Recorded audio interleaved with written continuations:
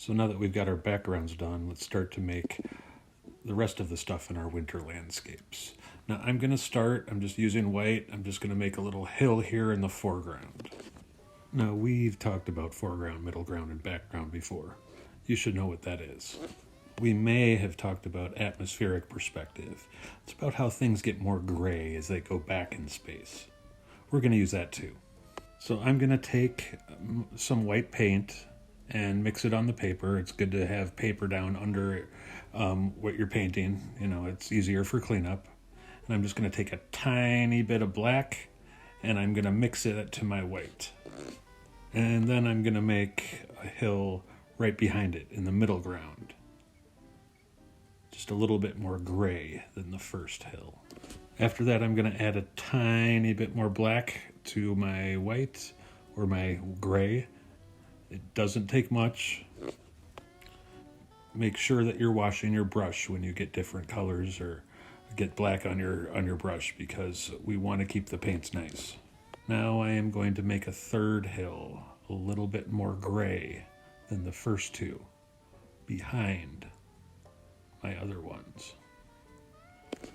Now I'd like you to put at least one thing on each hill in the foreground, middle ground, and background, but you can put a lot more.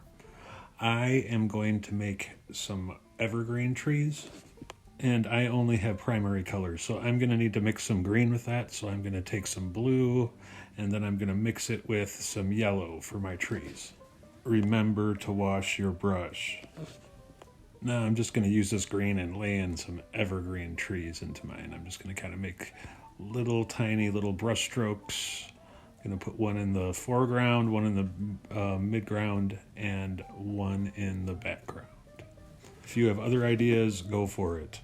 You can put people, you can put animals, you can put whatever you'd like in the foreground, middle ground, and background.